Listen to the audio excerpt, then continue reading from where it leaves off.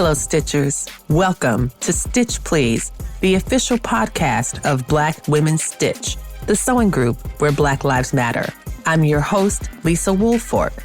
I'm a fourth-generation sewing enthusiast with more than 20 years of sewing experience. I am looking forward to today's conversation, so sit back, relax, and get ready to get your stitch together. Hey friends, hey, it's Lisa from Black Women Stitch and the Stitch Please podcast. And as I say every week, this is a very special episode because this episode is about zippers.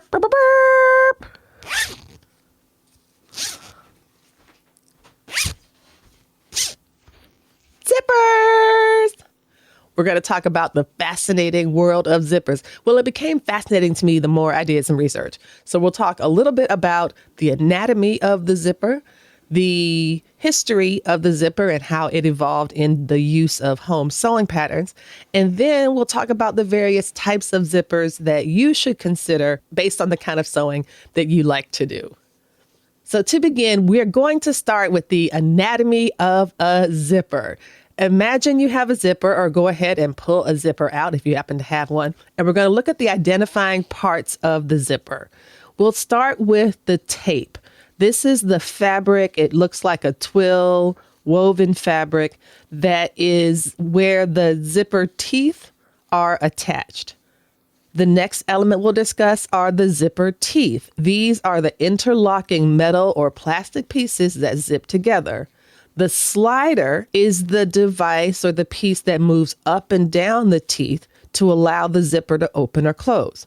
The pull tab is attached to the slider, and that's what you pinch between your thumb and forefinger to move the zipper up and down. To stop your zipper from being over-zipped, there are two stops on your zipper. There's a top stop that prevents the slider from coming off the top of the zipper, and there's a bottom stop that prevents the slider from coming off the bottom of the zipper. As someone who has done both of these things, who has installed the world's most beautiful zipper, and only to yank off the entire slider from the top or bottom of the zipper, it is quite sad. And so the zipper tops, the top stops, or the bottom stops are there for a reason. So if you are in doubt about the strength of your zipper stops, you can always reinforce them with a hand stitch that catches the teeth and the tape, or you can zigzag in place in like a bar tack motion, and that will also be a stop.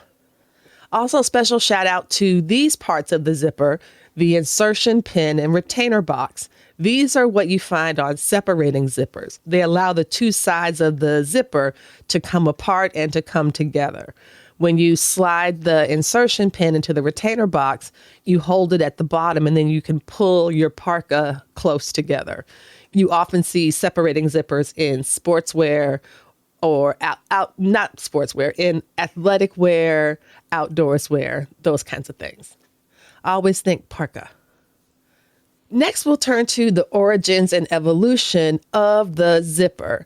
Now, the earliest attempts at creating a fastener that would have a column of closing devices actually came from Isaiah Howe, who is credited with inventing, quote unquote, the sewing machine. And I put that in quotes because it was a huge trademark infringement case about who copied whose work and who stole whose plans. And so it's part of the story. So that's going to be an asterisk for me.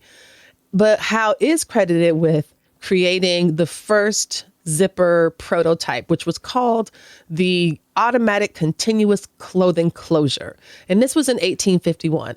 Howe's device looked like a series of clasps and toggles that manually hooked together, creating a continuous closure for the garment. So if you imagine like a bunch of hook and eyes, but they had to be, the clasps and toggles had to be connected by hand. There was no zip yet. It was just here is a column of closures that looks continuous.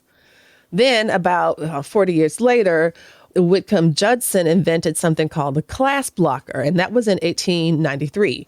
And that was when he founded something called the Universal Fastener Company. And the way that Judson's device worked was it operated with, again, a series of hooks and eyes guided by a slider. So the slider got introduced.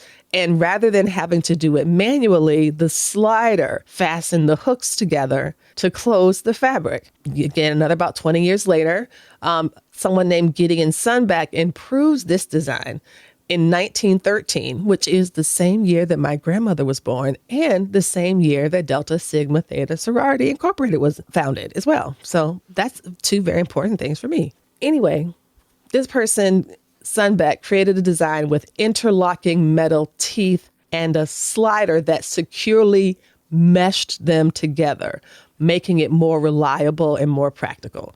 So the zipper that we have today owes a lot to this innovation that allowed them to be pulled together by a slider.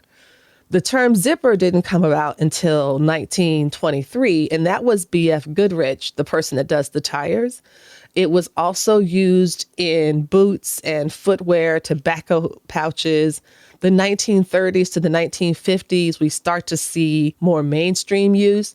There was a really interesting campaign in the 1930s in favor of the zipper because it allowed children, boys especially, to dress and undress themselves. They used to prank these children, these poor 19th century children. They would button their clothes, their tops. If they had a pair of shorts and a top, the top and the shorts would be buttoned at the back. So the child would not only have to know how to undo a button, they would have to undo these small buttons with their hands behind their backs. Like, that is a very difficult motor skill for a small child. And so you can find these advertisements that say, help a child learn his independence by, allowing him to take his pants off or something. It was really interesting. But the zipper really did have a significant impact on home sewing, especially around the 1950s. And what we see is this promotion of the zipper as making garments easier to wear and more functional. And we see it also in the DIY fashion trends. In the 1960s, the first polyester zipper is introduced. And that, I think changes everything, because I think even today we have a lot of polyester zippers still, and metal zippers, I think, are not as popular for apparel. The polyester zippers became popular back in the 1960s because they were lightweight and rust resistant. And I think those properties are still true today. I'm going to round this kind of history and, zipper biography with a little bit of information about some innovations in zipper design, some things that are new and different. Now, I have some images, some videos of some zippers that I took at a store in New York City. These zippers were so just exquisite. Like, one of them was, I think, the alphabet, and each of the zipper teeth was a letter in the alphabet. And when you pull them together, it made the alphabet from A to Z. There was one that had clear tape on either side, but the zipper teeth itself was iridescent. Like, these were works of art. These were works of zipper art. And it seemed as though the vast array of the zippers that were available, it was like, this would totally elevate any garment that was going to be used on. They were really that special. And so I have a few videos of those. But these are innovations that are more technological. For example, I just mentioned about how polyester zippers have been very popular since the 1960s. Some people are turning away from polyester because of its destructive properties on the environment. And so there are now sustainable zippers that are made from recycled materials and eco-friendly manufacturing processes that think about these environmental concerns.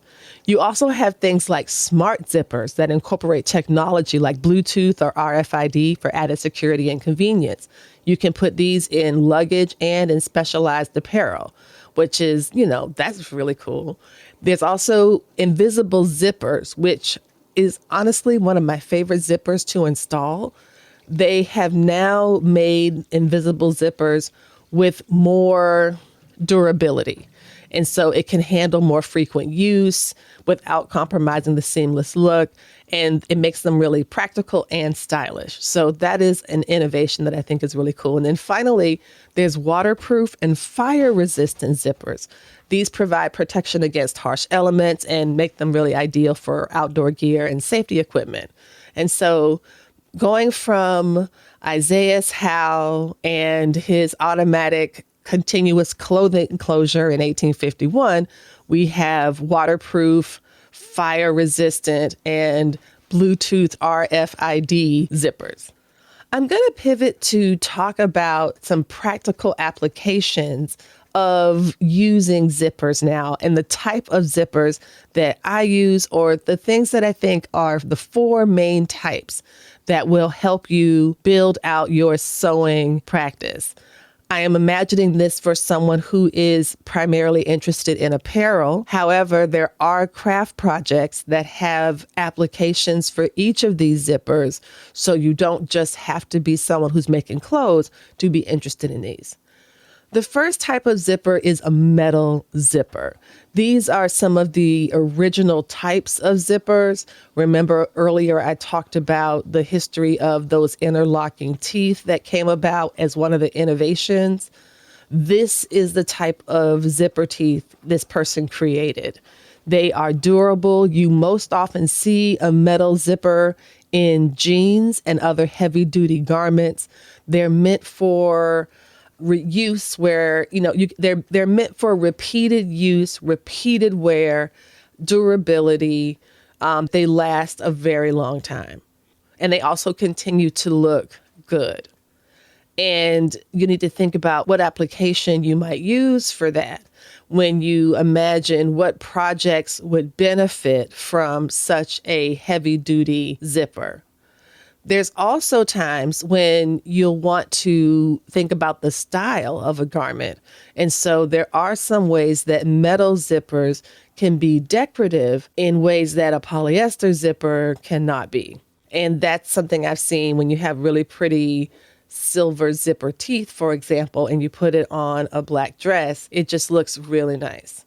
And of course, you could use any other type of zipper. You could have used a black polyester, you could have used an invisible, but to use the one that is visible and deliberately contrasting to the black, I think just makes it really nice. Hey friends, hey, I know you're enjoying the audio version of Stitch Please, and thanks so much for listening. But you're missing out on all the great stuff going on behind the scenes. That's why I'm inviting you to join our Black Women Stitch Patreon. For as little as $5 a month, you can see all the video versions of the podcast. Plus, you get some amazing swatch cards. You know how much I love these swatch cards. Look, see how cool these are? Oh wait, you can't see them because you are not yet on the Patreon. So when you join the Patreon, you'll be able to see this, me showing you these amazing cards. We also have some great perks at the other tiers, like discounts, swag, office hours, and more.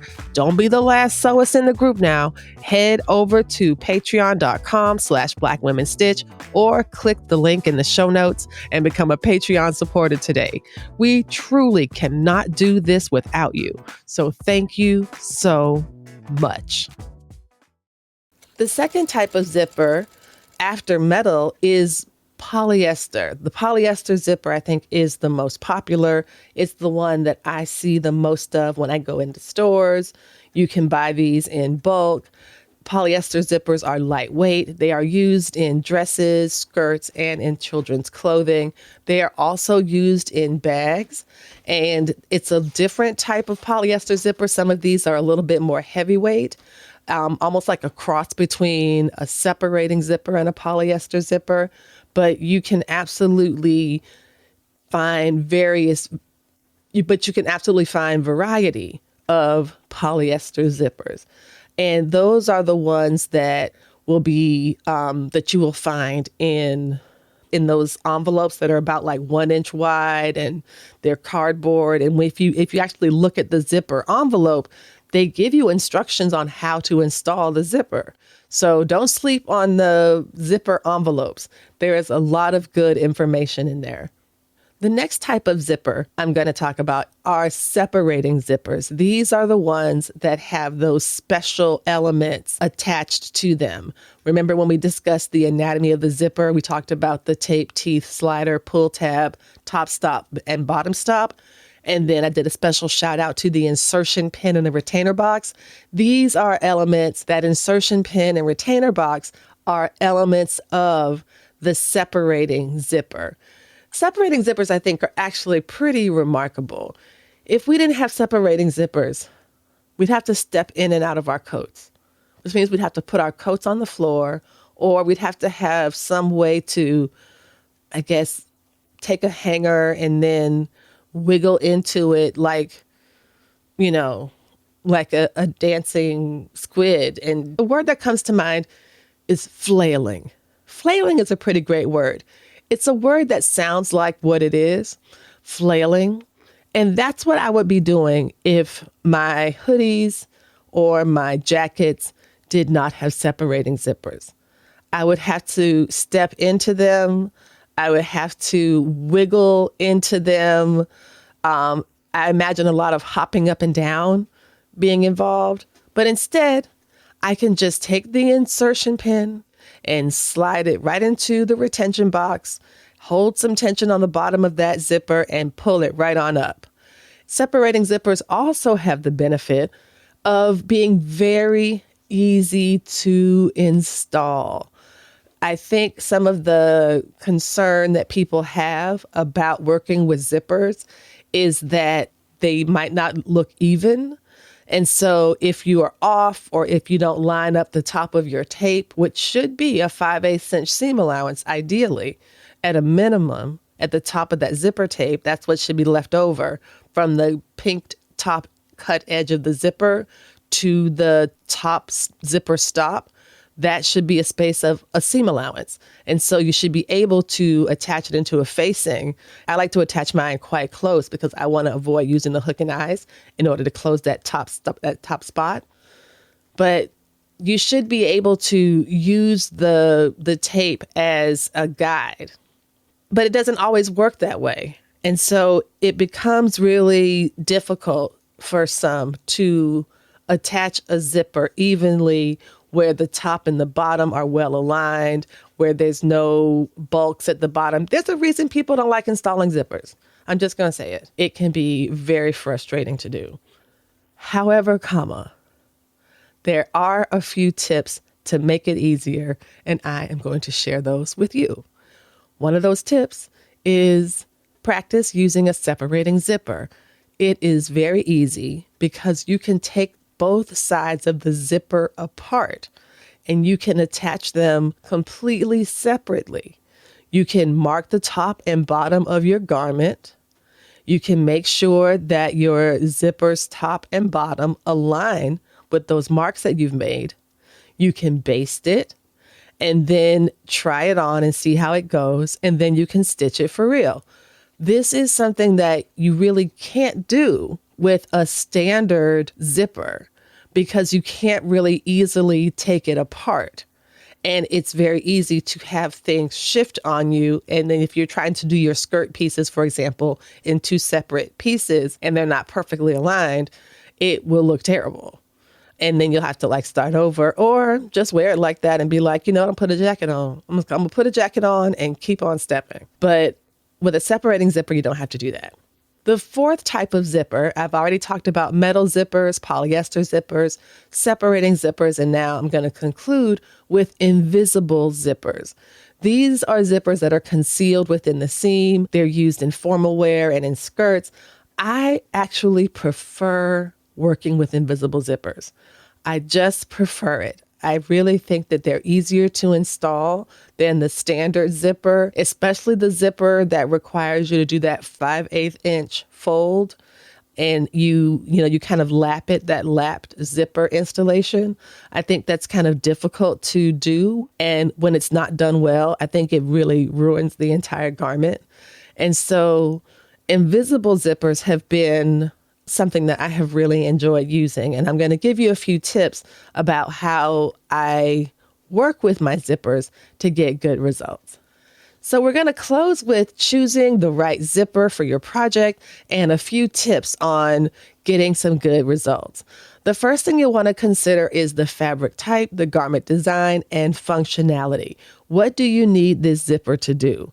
Do you want it to be concealed in a side seam and be invisible and to give this look to the bodice that is seamless? Then you absolutely want to use an invisible zipper for this. Are you making a dramatic statement and you want your garment and its details to stand out? If you were to install the zipper on the outside with the zipper tape showing and the zipper teeth showing and it being in a high contrast, that would emphasize the zipper as a design element. A few tips to think about when you're doing your zippers. Make sure that you are buying the right size for your zipper. But you can always buy longer than you need and shorten it to the length that you want. So you might want to keep a lot of 14-inch zippers on hand, not because you'll be doing a lot of 14-inch seams or 14-inch projects, but you can always cut that down to a 9 if you need to. Another thing I recommend is pressing your zippers. Press your zippers. You can put a press cloth on it if you are concerned about melting the zipper teeth. If it's polyester, I don't tend to worry about that.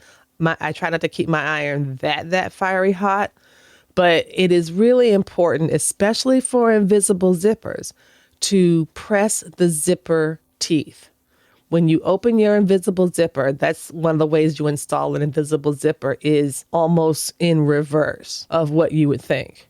But you install it with each leg open, one side of the zipper tape attached to another side of the seam and vice versa. But one of the things that really helps you stitch close to the zipper teeth for an invisible zipper is to have those zipper teeth as flat as possible. And you will notice there is about a 1/8 inch gap between the zipper teeth and the zipper itself once that zipper is pressed. And that gives you a lot of good room to stitch close to the zipper teeth, but also not get the fabric or the tape caught in that seam.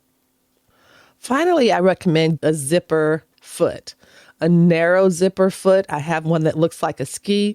It's really great. It allows me to get very close to the zipper teeth, and it leaves room between the side of the foot and the zipper tape. I also recommend an invisible zipper foot because the one that I have allows the channel of the pressed zipper teeth to ride within the groove of this foot. And it really, again, lets you stitch very close without worrying about stitching into the zipper teeth. So I would recommend getting zipper appropriate presser feet for your sewing machine, and that will also help you get good results with installing zippers. Whatever you choose, I recommend getting some specialized feet that will help you install the zippers more easily.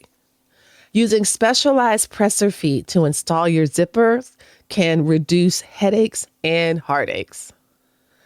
Thank you all so much for listening to today's episode on zippers. I am really grateful for your support. If you've learned something or if you have feedback, please drop me a line. You can hit me up on SpeakPipe and leave me a voice message. If you've learned something or if you have feedback or suggestions, you can leave me a message at SpeakPipe. If you are enjoying the podcast, you can leave a 5-star review on Apple and Spotify or wherever you get your podcasts. Wherever you have the opportunity to rate the Stitch Please podcast, we really hope that you will do so.